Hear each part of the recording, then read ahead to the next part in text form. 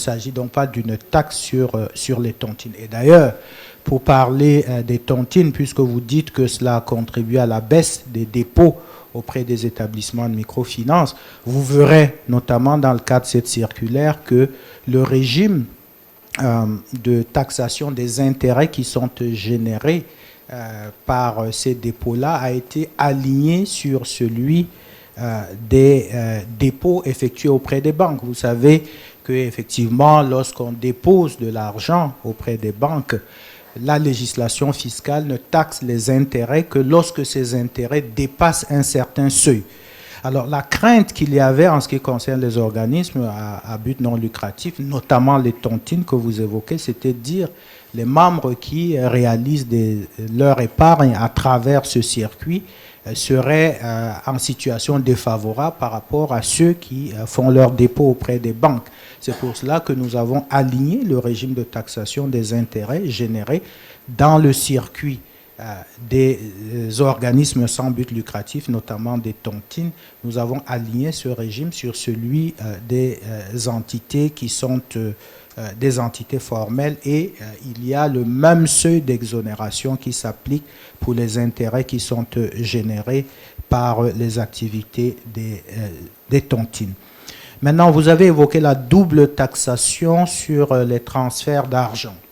Là également, c'est simple. Avant la mise en place de cette réforme de la taxe sur les transferts d'argent, qui est, dois-je le dire, et monsieur le chef de division de la législation l'a rappelé, qui est une source innovante de taxation qui participe de l'effort que nous faisons d'élargissement de l'assiette fiscale en recherchant des nouvelles niches, comme nous le faisons d'ailleurs également. Il l'a mentionné aussi, je crois, pour le commerce en ligne, le commerce électronique. Je dois d'ailleurs dire que au niveau de l'Afrique subsaharienne, le Cameroun est en avant-garde de la taxation du commerce en ligne.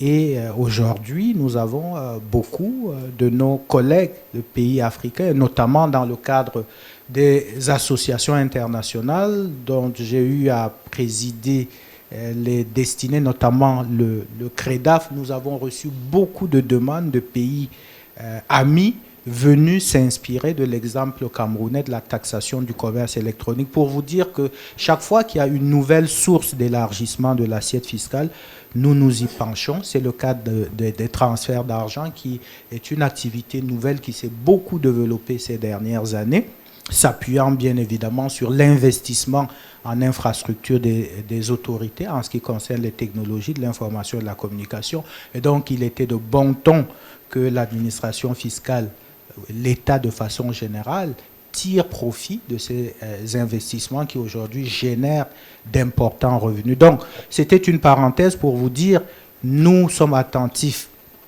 aux sources innovantes d'élargissement de l'assiette fiscale. Et pour revenir donc à cette question de la taxation sur les transferts d'argent, avant la mise en place de cette réforme, nous avons eu des concertations avec les opérateurs du secteur de la téléphonie mobile pour comprendre comment, et du transfert d'argent de façon générale, puisque ne sont pas concernés uniquement les opérateurs de téléphonie. Donc nous avons eu des concertations avec eux pour comprendre comment eux, ils prélèvent leur commission sur les transferts d'argent. Et nous nous sommes rendus compte que les prélèvements s'effectuent aussi bien au moment de l'envoi d'argent que de la réception, afin de ne pas avoir, afin d'éviter d'avoir un système fiscal décalé de la pratique même des affaires, du modèle économique qui a cours en matière de transfert d'argent. Nous avons voulu faire simple également en alignant la perception de l'impôt sur le mode de prélèvement des commissions des opérateurs dans le secteur. Et du reste, le taux, il est très faible, de sorte que, comparé naturellement aux taux qui sont pratiqués dans les pays de niveau comparable, les taux ils sont tellement faibles que cette combinaison de prélèvement, aussi bien au moment de l'envoi qu'au moment du transfert, n'engendre pas une surtaxation insupportable des intervenants dans le secteur.